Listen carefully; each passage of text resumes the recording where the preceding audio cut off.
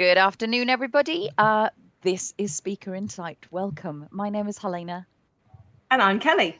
And we collectively help you to build a portfolio business on your terms if you are a speaker, an author, or a coach. And today, I think we are about to do a live that I think will be most valuable for the speakers in here.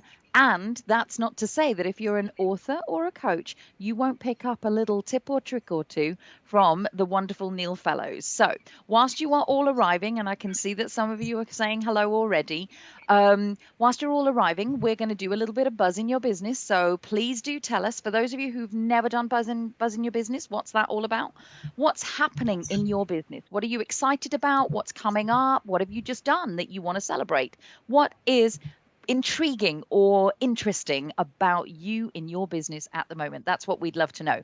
We're doing a lot of talking, aren't we, Kelly? So Kelly's got a couple of appearances coming up. What are you? You're up to a fair amount of things. So she's got an interview coming up. Oh no, she just did an interview, a podcast for the Spirit Global Network, which is going to be released soon. So that was good. And then in a couple of weeks' time, I think, and that's with it's a great network. I've actually just put the link in the comments here for people that are game changers, which I know many of you are, to join their platform. It's a newish platform for all experts out there. But yeah, he's doing a sort of behind the scenes of the entrepreneurs, which many of you again are. So that was an interesting interview. And I'm also on Tuesday next week doing a talk for Digital Women June. And that's an online summit. It's actually a day on the 30th where there's loads of great speakers. So if you're wanting to get into the digital space, you're looking for whatever it might be, whether it's advertisement, whether it's products, my talk's on how to create an online course. So click onto the link that I've just put in the comments there and register for as many talks as you can. It's just a really nice, and I know I've had some people go to me, if I'm a man, can I watch the talks? Can I do it? Yeah. Because it's all online. Hey, just sign up, right? They can't say no. So I know that the content's going to be geared for women. Mine isn't. Mine's for anybody. So just come and join in. Well, and what's interesting about that is that last year, Anita Wong, so this week, I'm actually doing an interview inside Anita Wong's group, and she was one of the finalists for digital strategists last year for Digital Women. So it all kind of comes around in its own little way. So I'm doing an interview on Thursday around how vision boarding can actually help goal setting. So that's a fun one as well. So that's what's going on in our world. Neil, what's the buzz in your business before we actually let you at this crowd?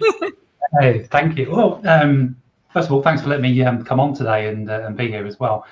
Buzz for me, really, as the world started to kind of like come back together again a little bit, you know, it's great to, as a speaker agent, to be able to get back on the phone again and start to have conversations with people, you know, about ideas that they've got. I mean, I don't think that at the moment people are quite ready to commit in a lot of cases, but they're exploring ideas in this kind of new way of working, and it's really exciting to be exploring those with several companies at the moment. The other thing we're doing through Stellar at the moment is we've become aware that people in HR need a little bit of help sometimes to make decisions. So we're creating a new evaluation tool that will help them to book out more of our speakers going forward. Oh, that's really good. And so there's a hint there at what Neil actually does for those of you who are meeting him for the first time. He is, of course, one of the people who is inside the Connection Hub. So if you haven't joined, that's where all of the real conversations go on. So Kelly's no doubt already put the link in. I can't see at the moment. Yeah. Good. Because the Connection Hub is really the place where all the speakers, authors and coaches and the people who support them actually hang out and have conversations. So there's a whole bunch of stuff that's going on in there. And I think one of the key things and one of the reasons why we wanted to get you on now, Neil, is actually because things are beginning to open up. So how do you do this thing? So we thought it would be an appropriate time for us to really highlight how to sell from stage, but let's do some proper introductions. You just mentioned stellar speakers there, so this is a little bit of an odd one, because I think most of you know that Kelly and I both run 3 companies. So and one of those other ones, Neil is actually the MD of Kelly's speaker agency, Stellar Speakers, but. There's a whole raft more to you than that, Neil. So please tell us a little bit about your background and also about your passion for sales, because that's partly why you're here. Yeah, well, start off with that passion for sales, if you like. I think I've been a bit of a social scientist, I think, for as long as I can remember. Probably maybe in teenage it started at some point around there. What I mean by that, I've always been interested in what inspires and motivates people to take action or not, just what gets people off the fence or keeps them sitting there. And I think my early days in sort of a sales environment, I first of all worked for an insurance broker, and my boss made me sit at the back and do admin for about 6 months. Kind of laughing there, and she'll know exactly what that means to me, being forced to do admin for that period of time. But I was also, in our agency, Neil is not the guy that does the admin and the tech. That's his wife Jo and me, right? We are the geeky techie ones. Neil just is the one that talks to everybody. The thing about that as well is my boss at that time would often criticise me for the either the slowness of the admin or the inaccuracy of the admin. And what happened really is I was just sitting in the office watching what was going on at the front, because that's where all the action was. That's where clients and customers were coming in, prospects were coming in. That's where I was watching the team at the front of the office building rapport or using charisma, or I was watching the clients where they were kind of responding positively, or where they would suddenly lean back and lean away. So for me, it was a really interesting time to watch all of that before being let loose on customers at the front of the office. So amazing. I mean, what I learned, I think, quite quickly is what not to say, and also probably some of the things that you should say, and also how to get in rapport with people from a body language point of view. Yeah. So I found that interesting. And then more recently, just cut to the chase really and bring it right up to date. Over the last sort of 13, 15 years, I've really transitioned a lot from not so much selling one-to-one, but selling one-to-many. And what you get is that the characters that you're dealing with at the front of the office, back in those sales days, you get lots of different types of characters. You get the people that want to cut straight to the chase. They want to know the information quickly because they've got somewhere else they want to be. Then you get the people who are like these days would probably be fiddling on their phones, would be kind of like happy-go-lucky, and they'd just say yes to everything. And you get the people who are more kind of empathic, who want to think about things and absorb things at a much, much slower rate. And then you get the detail-oriented people who just want to go into the ins and outs and the stats and, all the whys and wherefores. And if you move that into a one-to-many environment, what you then get is you get all of these different characters, but now you've got lots of them in the room. So it kind of, from a psychology point of view and a social scientist point of view, it becomes quite interesting for me to understand those things at play and the rules that are at play as well, because one of the things that a lot of people listening to this today, they might be struggling with, is that fear of alienating the audience. Yeah, for sure. There's some sort of like social things that you do and don't do from the stage, and maybe we'll talk about those as we go through today. So the first thing for me that got me started here with what I do today is that kind of social science kind of point of view and my interest in that. My other thing is going back about 20 years or so, I was in my life sucked, to be honest. I was in a really bad relationship. My body weight, I was obese. I was 287 pounds. I had joint pains, backache problems, that kind of thing. The thing that got me out of that was personal development and health professionals, like coaches, authors, speakers. And so today, everything that I do really revolves around helping people improve their experience of their everyday life but working with those people who are speakers, authors and coaches, really to help them get better at what they do so they can reach more people. So for me, I like sitting as the passenger in the car quite a lot whilst helping the other people drive better. So I hope that answers your question, Helena. Yeah, and I know that our speakers really appreciate that bit of insight as well, because when you talk about the psychology of selling, I think it's when we talk about us being our avatar and also our marketing style. If you've got all those different types of, the detail, you've got the just go-getters, the reflectors, the blah, blah, blah, your sales technique needs to adhere and appeal to all of those people, when actually your go-to style might just be one of them, right? And if you just stick, like for me, it would be detail. And if I just stuck to the detail, I'd probably annoy the hell out of the people that just want me to get to the chase, right? Yeah. So that's something which is a real art, isn't it? An art of selling, as well as when people are speaking.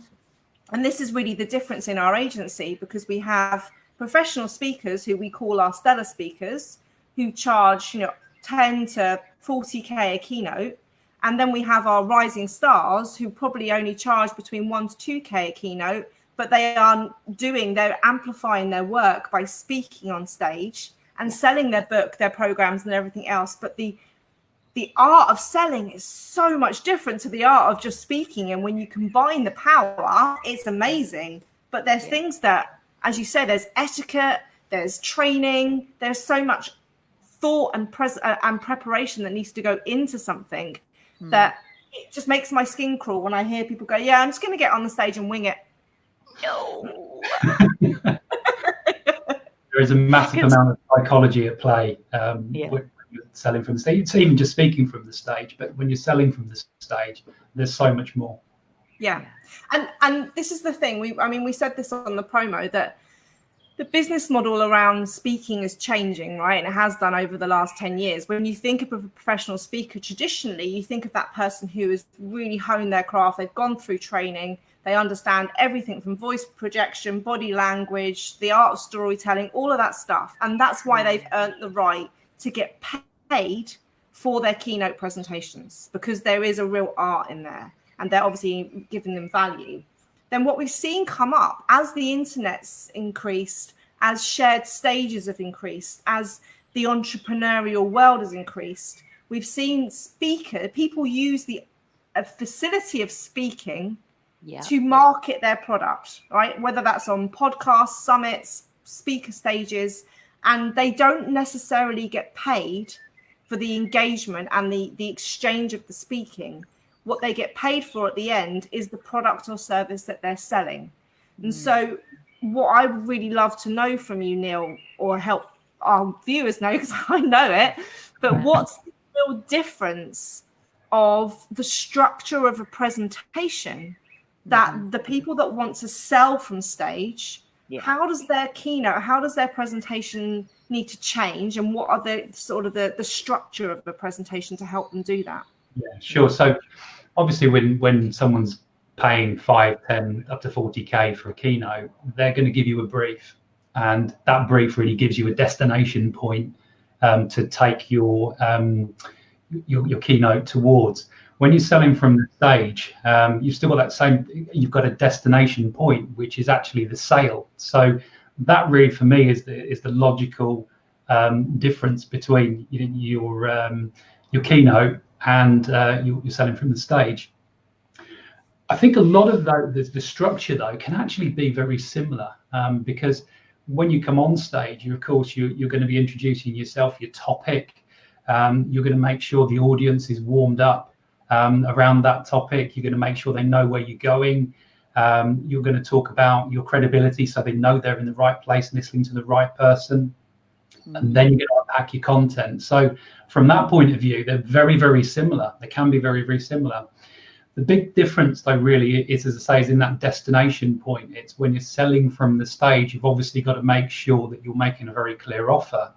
But there are things that you probably need to do earlier on in the presentation that just kind of allude to the fact there's a sale that's going to come at the end, so that you don't alienate your audience. I'd say that's the big difference. It's just knowing the destination point and kind of the route to get there. Yeah, and I think in there as well. Oh, sorry, Helena. No, you go. Not a topic I'm passionate about at all. No. I have to say, I had a bit of, so this is just for everyone watching, I had a tiny bit of trepidation about this one, because how am I ever going to stop these two talking about what they're passionate about between the two of them? I'm like, we're going to have to mediate. We will, I promise. There's two things. I think when people assume that someone's going to sell from stage, a lot of people have got quite a bad experience of there being no value at all in the presentation, and they've walked away with nothing other than the fact of someone selling a product. And I think people get that in these multi-pitch events. And so I want to highlight, what you teach people in presentation training is nothing to do with that. What we're talking about is, and what I love is actually you're quite open. You encourage people to be quite open that there is something that they can do afterwards, but actually what you help them recognize is they're going to get something in this talk that's the first stage to move them there. So they're still going to walk away with movement, with going forward. They might not end up at the end destination, but what is beautiful when you craft a keynote that has a sale as the end destination is you are seeding throughout, whether it's through storytellings, examples, heightening the need, all these things, which is why it needs to be thought about and really well crafted before you just get up and wing it. So I just want to that's one thing I just want to highlight, that these presentations are still valuable. They still move people on, but they have the different end destination. And I think that's probably one of the things that we, all three of us, have in common, sort of when I'm helping people produce their workshops and everything else. One of the common things that I think you'll hear Kelly and I say all of the time is that people have to earn the right to actually be listened to, and earning the right is about delivering that value. So writing that into the keynote, writing that into the delivery that you're going to be doing, that's what Neil kind of excels at and kind of helps people pull out, if you like. And so I think we are definitely saying, just because you're standing in front of a group of people doesn't earn you the right to simply say, buy my stuff. You have to actively encourage and engage them and allow them to understand why you and your stuff might be of value to them. So I really appreciate that. But I'm going to take it into this bit, because this is the bit that most people are actually really kind of like probably doing the help me with this bit, because because I'm sure that there are many people who are watching who have tried to sell from stage and walked away going, I am never doing that again. So what are some of the biggest kind of mistakes or fears that people have or have experienced when they are or have sold from stage? Go on, take us through some of those. There are so many potential sort of mistakes and fears that we could go through, but I just want to really maybe just hone this question in a little bit more into offers, because when it comes to making an offer, just the mere fact that you say to someone you can make an offer from stage is probably enough to make most people run for the hills. So I just wanted to just tune it into that a little bit. So the first thing is that I'll tell you a story, actually, because the first area is about people forgetting to make an offer. So if I go back up to about 4 years ago, I did a lot of coaching and mentoring with authors, speakers and coaches around helping them to sell from the stage as well as grow their business. And the conversations would often go like this. So this would be like a regular catch-up call, and they would say, oh, I've got this gig come up. Oh, okay, great, you've got the gig. So tell me about the gig. Oh, yeah, I can speak at this place and it's going to be on this. It's like, okay, great. Are you getting paid? Oh, no, I'm not getting paid for it. Can you sell from the stage though? Yeah, I think I can do that. Okay, great. So what do you think you'll sell from the stage? Yeah, I think I'll think about that later. What that really tells me is that they're not going to think about that later. They don't really either want to sell or they don't know what to sell. I'll come to some of these in a moment, but first and foremost is that they forget to make an offer, and the forgetting to make an offer really is there's usually something else underneath that. There's another reason why that happens. So that'd be the first one, forgetting to make an offer. The second one is they don't know what to offer.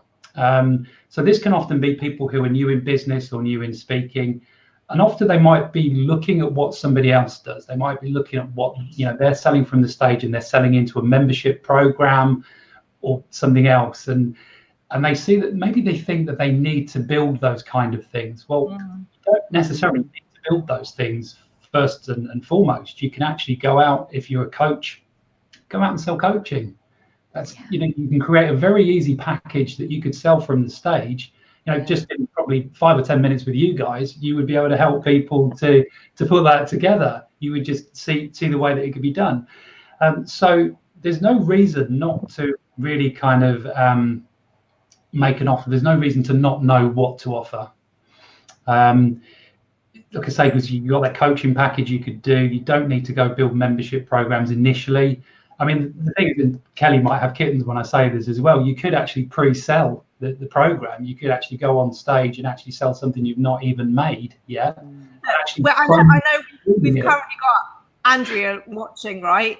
And she was one of our change makers, and she actually sold something and said it would be ready in 2 days' time. Then she got on the call with us going, I've just sold a program when it's just isn't built yet. So she had to record all the videos, edit them, create all the worksheets, upload it as an online course. And she did it all right. But it gives me kittens when people do things like that, as you say. But it can be done. If you're reading your audience, if you're on stage and you're reading the room and there's a demand for something, for sure, then you might go, actually, I never thought of this before until I saw what was happening at the event with the other speakers beforehand or whatever it might be. Do you want to say something? Yeah, I've got a small caveat with that. Don't let what Kelly just said be full permission to go off-piste with where you're actually at. You still deliver one thing. What are you known for and seen as? We're going to say that. So on the proviso that it's in your user journey somewhere, and you've just had an aha thinking about your audience, and that the audience does have a demand for something that you can deliver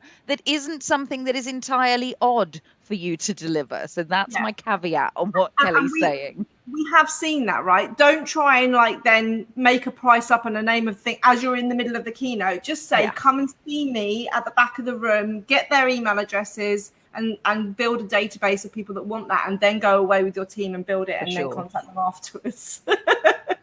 Just giving all these creative people that are currently watching permission. That's right. I'm like, oh my God, don't do that, girl. So we're just going to rein you in a little bit. You still, because here's the thing, right? There are plenty of speakers, authors, and coaches in the world, those change makers who are going to go and do their thing. But you have your little corner where you go and do what you're doing. And if you stick in your expertise, if you stick where that's actually at, and Neil, I'll let you talk in a minute, because you knew this was going to happen, didn't you? I'm totally and utterly sure that there are many more things that you can share with people that they kind of get wrong. But in fact, Andrea's just said price. So I'm sure you're coming to that one. But it is this piece of please pay attention to who is your audience and have an offer that's appropriate, which I think is where you were going, Neil, right? Yeah, I mean, first of all, Helene, I want to say that you said that Kelly, you might not be able to get a word in edgeways because of Kelly and I, but I mean, you're doing pretty well. I'd like to know from Andrea a bit more about what she means on that around price. That would be great to know, because then we can maybe address something while we're having the conversation. So the next thing really is having sort of looked at, okay, so speakers can forget to make an offer. They don't know what to offer them. The next thing really is they often don't know how to make the offer, which actually might be the thing that's sitting there as the big problem, because they need to obviously know what it is, how it works, when to mention it. There's a whole load of things come into play around that mistake and fear. Becoming clear on that, and really the best way of doing that obviously is to get some help in terms of developing that piece, so that it becomes clearer for you, so you become really confident doing it. Because the thing is that when you're on stage, if you're not sure, your audience is going to pick that up. And if you're selling something to them and you're not confident in what you're doing, you might be confident in what you deliver, but you might not be confident being on stage, they can pick up that vibe. And obviously you want to come across as somebody who's in control, because if they're going to put their future investment of their life in your hands for help, you need to come across as credible and confident in what you're doing. So that'll be the third thing. There's one more thing I just wanted to mention on this as well, because I think this is also a biggie as well. This is about worrying about upsetting your audience when you make that pitch. There's a lot of people I think who are concerned about that, and that's one of the big things I think stops people from getting up on stage and selling something. I think it's one of those things that people I think have experienced bad salesmanship before, and because they've experienced it, that they don't want to be seen as being that person. Yeah, of course you're not going to be that person because you have integrity and you don't want to do it, so you're going to find a way of delivering it that works for you. And that's the thing I'm really passionate about helping people to discover. And I want to echo that. I know that Sean Weaver's just watched joining as well, and we did a session with Sean the other day. And you know, one of his whole key messages is selling without the sleaze, because I think this word sales, for a lot of people who aren't trained in that area, makes you have that, oh, I'm going to, you know, pressurize people, I'm going to manipulate them, I'm going to do these tactics, you know, look around my eyes, look into my eyes, blah blah blah type of scenario. And people don't want to damage their credibility, their reputation by being those people. And you know, I completely empathize, because I've been at those multi-speaker pitch events where people have used tactics where, oh, you can buy my program for £7,000 today, but because you're in the room, I'm going to get it down to this, and you end up, but today it's for £45 only, and you're like, what the freaking hell? Like, where's the value gone? Where's the authenticity gone? All the rush to the back of the room, buy on impulse, because you're just trying to get people hyped up rather than connecting with them, understanding the value and knowing what you need. That's authentic selling, and you can do it. You can be an introvert like me and not have to do a big, you know, jazz hands moment throughout or at the end. You can be extrovert and be really big at storytelling and really get that energy hyped up. But you do it your way. And I love the way that you work with people, Neil, to bring out that authenticity in their style of speaking, because you are a speaker agent. You understand how that is really what a speaker's positioning and USP is their style. But then you match, if they are going to do any selling, you match that way of connecting with their audience, and also because I've seen it, right? And I will get back to you, Helene. I've seen it where I've seen a speaker when they've been in flow for the whole of the keynote, and then they see their timer and they see they've got 5 minutes to go, and they're like, right, I've got to get into the sale. And then they go to, and now this is my. I'm like, whoa, where did you go? This is exactly what Joe's just said, and then I'll take it into Andrea. But Joe's just actually said, we watched, so Joe, your lovely wife, you know, we watched a presentation once, and the speaker stood back as he mentioned the price. It was so obvious that he wasn't comfortable with it, and it made us uncomfortable watching him. Yeah, 2009. Exactly what you're saying. I saw that. I remember that. It was 2009. I remember watching the speaker. But that's when people then see that, and then everybody in the audience gets this preconception that sales aren't natural, sales aren't, that, you know, that this is, oh no, here comes the sales bit, you know. Well, so this one's interesting. So this is Andrea's kind of embellishment for you, Neil, so that you can actually kind of tackle this, because I think a lot of people watching and who will be watching, and I didn't say at the beginning, but if you are halfway through this, hashtag replay please if you're watching this in like 24 hours or later. But Andrea was saying, I had that moment this morning on my webinar. Here's loads of useful information for free, but now I have to tell you how to buy it. And by the way, I was a highly successful salesperson for many years, UK sales manager for a large international company, but selling that and selling me is very, very different. That is her thing, Neil. So what have you got to say to that? It's interesting because it potentially comes back to a couple of things, really. It's either your core beliefs in asking for money, or your core belief maybe in your own value, or the value of the product that you're offering. And, you know, it's one of those things would be an area where I would probably sort of go and look, because there's things that maybe, you know, as an individual you might want to address if you've got that. I'm not saying this is right for Andrea. It could be anyone who's listening. If you've got that fear of kind of standing on the stage and asking for money, that will be where, as Joe said, this person stepped back. You know, and it'll show up.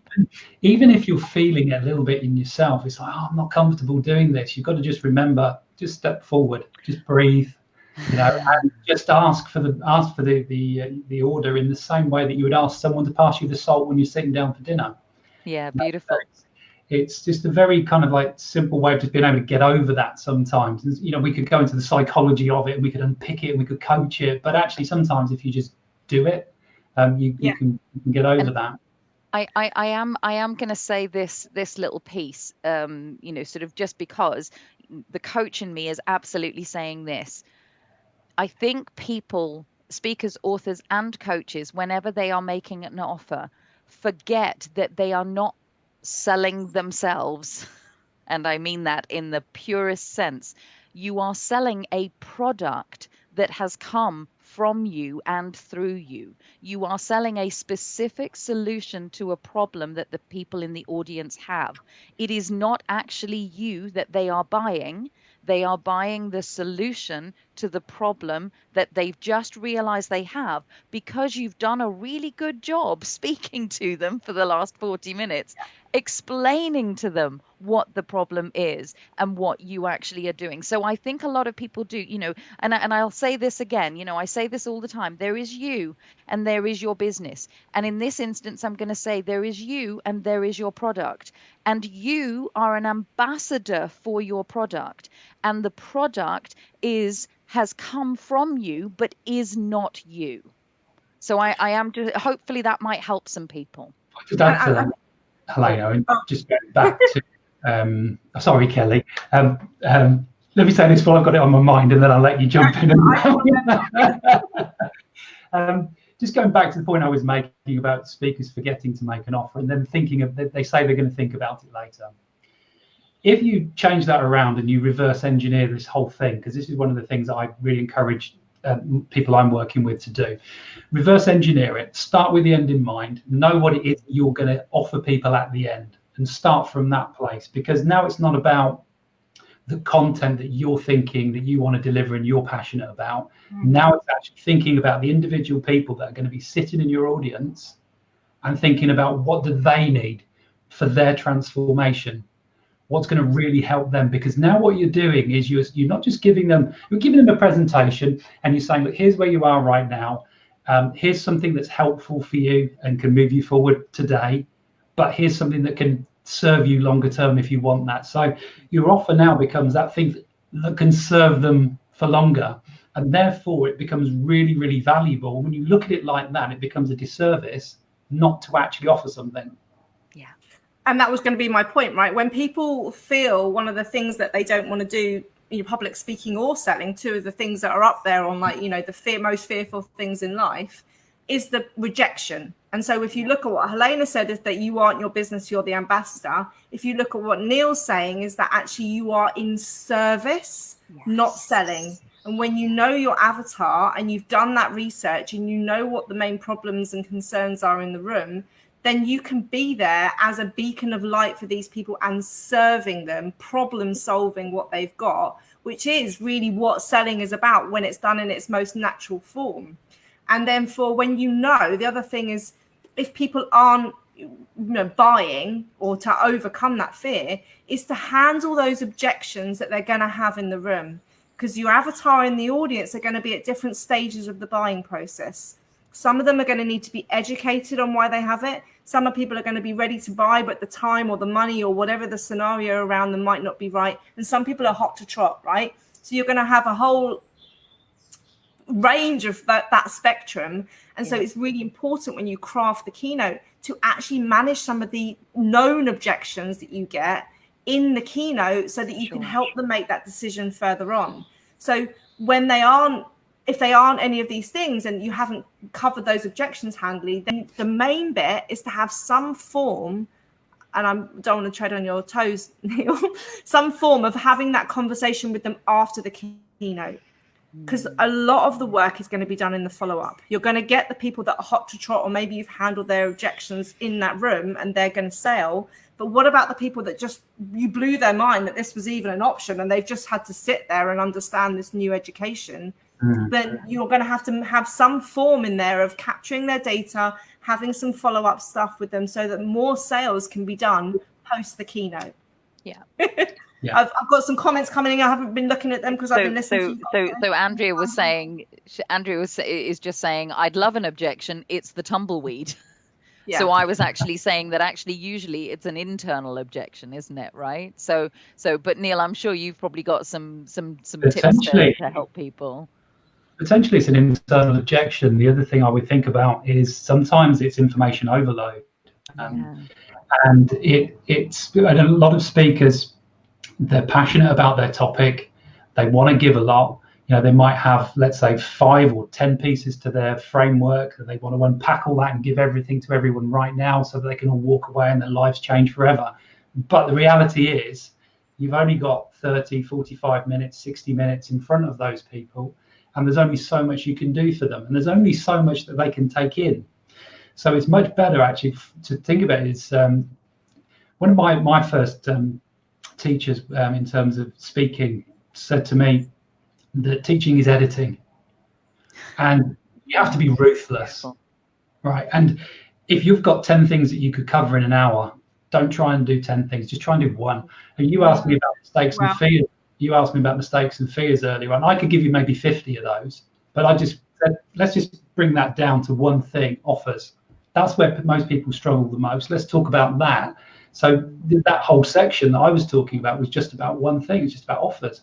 And if you've got, say, even 45 minutes with a group, if you make your sales presentation about just that one thing, but pull it in different directions, then people are immersed in that one issue and they go home and they feel like their life has changed. They're grateful to you. Some of them will want to work with you. Some of them will have had enough for that moment, but will look you up again in the future. So that's why I would say on that. It could potentially be information overload. Sure. Yeah, and I think also which we always preach is that also, like any document, like anything, have one call to action, right? Sure. So that will actually increase the sales conversion, which is actually the question I want you to answer is what can people do to increase their actual sales conversion from stage? Most people actually probably won't even know what that is. So that's the first step, right? Is to actually what is that? What is that? So you need to know how many people were in your audience, how many people did you close at the event, how many people did you close in the follow-up process, and that's something to be monitored so that you can actually work out your mean and your average, and then that makes you decide whether this is a marketing methodology that you should continue on with or whether you should go back to something else, right? But what can people do to actually increase that from sales conversion ratio? Just some top tips, Neil. Yeah, so we talked about a couple of them already, really, in a way. If you think about the presentation, if you're giving too much, you're going to get to, as Kelly mentioned earlier on, the last 5 minutes where the speaker panics and goes, oh, I've only got 5 minutes to make my pitch. Yeah. Because you've crammed in so much information. And also, if you've crammed in so much information, you're not giving people the chance to think and the space. And therefore, they might miss some of the important things that they need to hear in order to be ready to buy. So if you edit down your presentation to just, as I said, maybe just that one thing, it gives you time as a speaker. It means you can take a breath. It means you seem more in control. It means you feel more confident. It means you deliver better. So edit that down, because your presence will be one of the things that would actually really help you to convert better. The other one we mentioned already is make an offer. That would help if you make an offer in the first place. But also with that is making it really clear that what to do. It's like, here's the offer and here's what to do next. Yeah. Okay, so that would be really important. I think the other thing as well, I'd say, can we just elaborate an example of that, what that could be? Because some people might be, what does he mean by that, right? Because I know this is a mistake that lots of people make. So be clear, give us some examples. So what they might do, what the call to action is that? Yeah, is that they need to be specific on that. Okay, so what you might do is you might either hand out an order form to people while you're speaking. You might have somebody who's with you and they hand out an order form while you're speaking from stage if you've got a bigger audience. You might also say to people, for those of you who are ready to to move on, move forward, I'm going to be over at the back, in that back right-hand corner at the end. Come and see me. So it's very clear direction in terms of what people need to do. And one of the tips I was always given, which has always stuck with me, and it really does work. People, the power of threes is definitely a big thing. So if using your scenario, people have been handed a form. So grab a pen, fill in your form, and come and see me at the back. Break it down. Because actually those three instructions together, if that's how, if that's the setup that you've got, so actually just being really clear about the activities.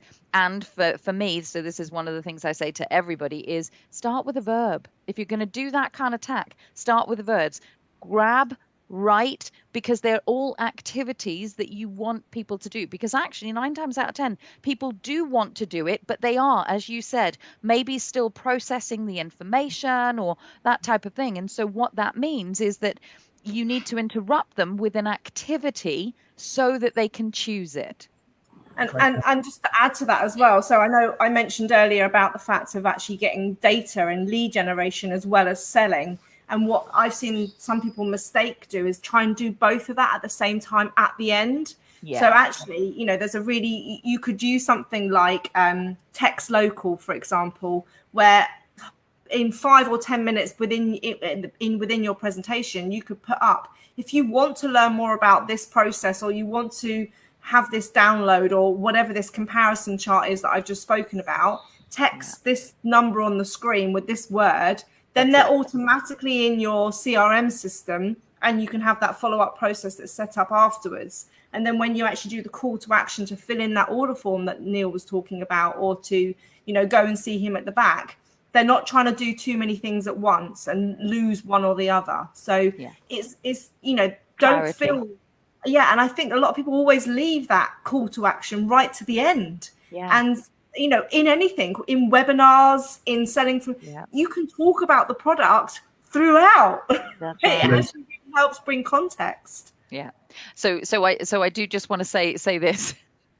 Andrea said, need to catch up, #replay. One of the folk from this morning interrupted my viewing with a request to buy. Fantastic. That's always a good place to go, right? Well, a couple of other things I'll just add to what we're talking about, tips for conversions.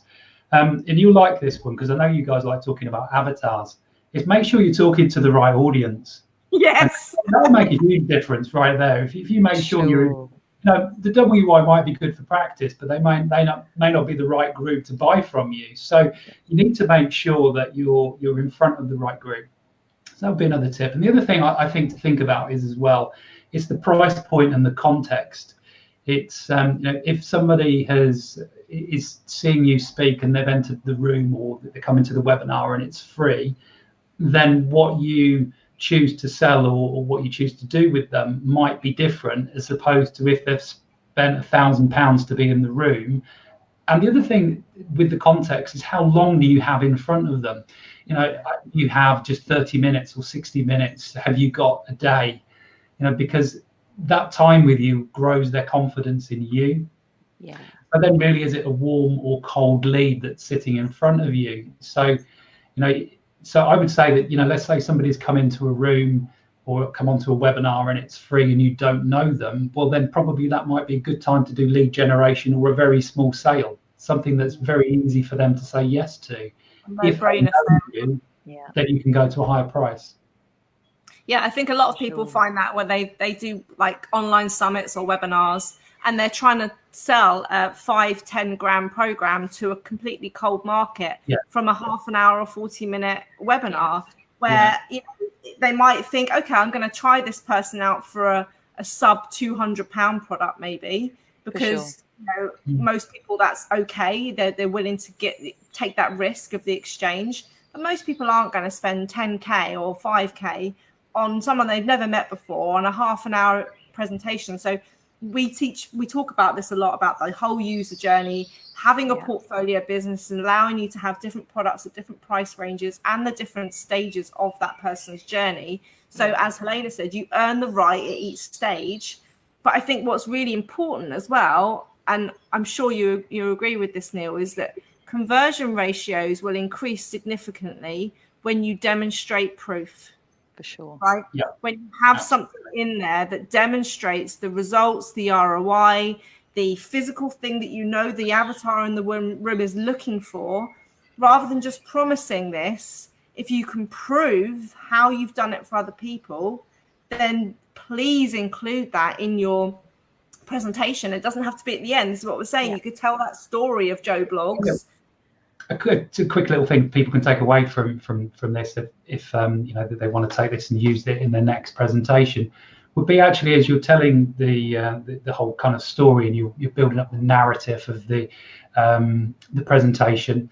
Let's say you're 20 minutes in, that would be a great time to build in a case study that is around your product, to be able to say, look, here's so-and-so who has worked with me on my XYZ program. You just mentioned the program, you just planted the seed that there is a program, but you're not saying, here, buy my stuff. You're just saying the program for those, and then you're telling the story of the person. And I would say what you could do is, if you're doing a presentation, you could put the testimonial up on the screen, but don't talk about the testimonial, tell the story. Yeah. What did they do? What did you do? Yeah, people read the testimonial word for word, right? And you're like, oh my God, I can read for myself. Thanks very much. Build the story, and that's when we're bringing in some of those, that art of speaking, because storytelling is such an art, right? Yeah. And so this is where those two worlds of speaking and selling combine. And also we haven't got time to go into the psychological of what brain state people go into when they're being told a story. Is you're much more open, you're much more curious, and rather than, no, he's selling me something now, I'm not listening. Yeah. So there's lots of psychology behind it, which we know you're an absolute expert in. and the thing as well is, when you've told that story, it's not an isolated story, because then when you go to what people would perceive as being the pitch, it's not really a pitch, it's a summary. Because now what I do, do you remember earlier on I was telling you Kelly's story, how Kelly got this transformation from my XYZ program? Well, here's where she got the most benefit. It's this particular piece I'm talking to you about now. So now it's a summary rather than an isolated testimonial and a story that didn't fit. So it's all brought together. It really is. And I think, I think probably what's being highlighted, I hope, for everybody is that, speaking, whether it is speaking at the higher level, at the sort of the keynote speaking that we're talking about, and or speaking specifically what we're talking about here, selling from stage, involves skill. There are techniques, there are things that need to actually be in your psyche, in your body, in your delivery, that allow you to do those conversions, that allow you to engage your audience in some way. And they are things, and here's the joy of it, right? They're things that can be learned. They're not things that you're born with. They are definitely things that, as we've been saying, just with all the tips that have come in, today, they can be learned. So I'm going to wrap us up, because I know that we have a tendency to do this, and all three of us are really passionate about this subject. So I'm just going to say this, Neil, how can you support our members further on building all of those skills and techniques so that they can be better at selling from stage? I think a great place to start. We have a free download, which I think would really help, because, and this is called Make Money as a Speaker, this download. And what it looks at is two things, really. It's, first and foremost, what does it take to be that 5K plus keynote speaker? What are the things that you have to do as a speaker in order to be able to earn the right, as you say? And then, well, what do you do in the meantime if you're not there? And we go into more of the things within the download, what you can do in order to get there. So that would be great, because that would help to unpack it. But what I'd also like to do as well is anyone who registers for that download, I see Kelly's just popped that in the comments. Yeah, nice. When you register for that, what I'm going to do is I'm going to put a webinar together where I'm going to look at the mistakes and fears that we talked around today around the offer. I'm going to go into those a lot deeper and spend 45 minutes or so looking at those 4 things I mentioned today, so that you can really understand it, but also know what you can do about it. Great. So I'll add that to everyone as well. That's really kind. Thank you. So if you want to register, when they register for the, Andrew's saying thanks for sharing. When you register for the guide, you'll automatically get access to that webinar as well, which I know that is going to be happening relatively soon. So I know it's 50 minutes already. I mean, come on, guys, right? People have got beautiful sunshine and a heat wave to get to this week. So hopefully most of you are watching outside. Hopefully that's what it comes down to. We really appreciate your time, your insight, and know that you're in the Connection Hub and you're always willing to help and offer suggestions. And Steph's just joined. She's one of Neil's clients. So yeah, if you are joining late, then go back and watch the beginning. Give us a hashtag replay if you're watching it on repeat, and we'll always continue to answer any questions or comments. Just make sure you tag either one of us, and we'll get back to you as soon as you can. Yeah. Have a lovely week. Enjoy the heat wave, right? Seriously. And be productive, but be productive potentially in the sun. Thanks, Neil. You're a superstar. Thank you. My pleasure. Great to speak to you.